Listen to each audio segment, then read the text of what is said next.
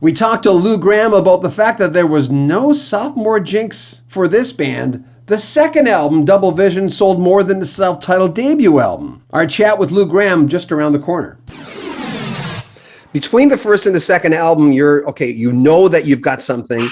You know it could be big. Because, you never know with the second album, right? You guys certainly did not suffer the sophomore jinx because... That's true. But so many bands did, Yeah. There were bands who had great first albums, and you never heard of them after that anymore.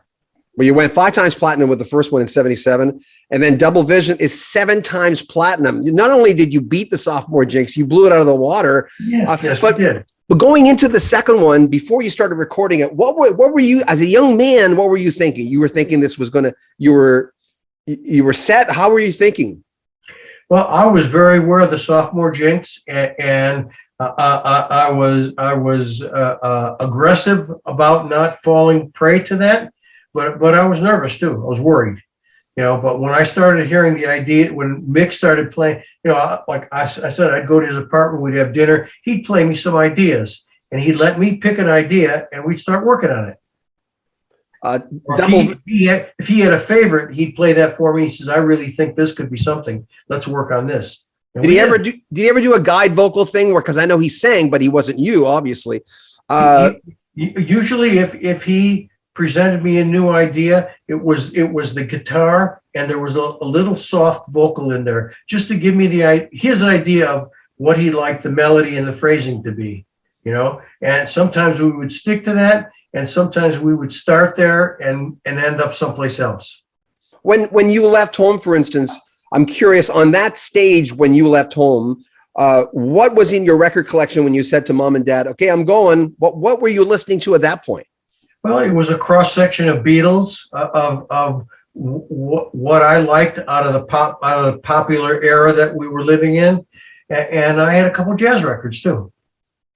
See, I'm not surprised by that because there's so much. There's like swing in your phrasing's always been amazing, and the little nuances you put in. Some people call them ticks. I call them brilliance. Did you get that from those guys, or was that something that spontaneously came out of you? I think it's a mix of spontaneity and what I absorbed from those old singers, Yeah. By the way, and the old rock singers like Bobby Rydell and Dion. I was a huge Dion fan. He was a great singer. Yeah. By the way, you have this little word that you're very familiar with. Considering your work ethic, I always call that good old-fashioned grit, and not a lot of people have grit. That's why second albums sometimes, people, you spend your whole life doing your first album, and your second album, you have like 6 months or something like that. But about your work ethic, did your parents give you that? Were you born? Was it nurture nature? It's hard to have grit. Not everyone can follow through all the time. I'm sure I got a great deal of it from my mom and dad, and I think the rest of it I developed because I was hungry to be in the big time rock scene.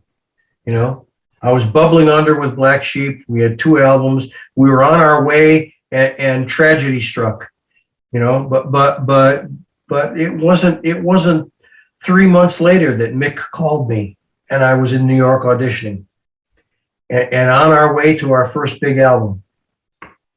So it was very exciting times. You guys had like one great album after another great album, which, and that's grit. To me, that's the fact that I'm not going to rest on my laurels. We got to work harder. I see a bigger vision.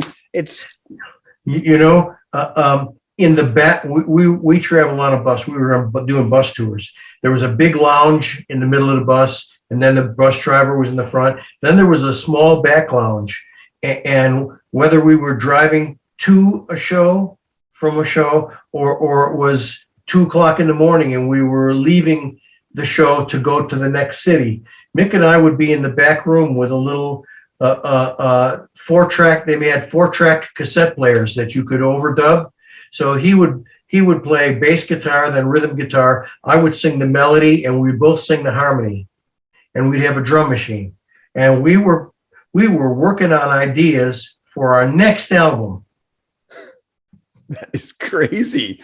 As mentioned, our chat with Lou Gramm was 90 minutes. We got in sort of a groove. Make sure you share our videos. You know what? If you're part of a foreigner group, a classic rock group, or on your Facebook, please help us share the word of rock and roll. And remember, we read all your comments, so keep commenting. Buy a t-shirt, help support our channel. We have Rock History Music, Rock History Book, and Rock History Canada t-shirts. And of course, we're heading to 100,000 subscribers. Please subscribe to our channel, and thank you. I'm John Beaudin. This is Rock History Music. Take care.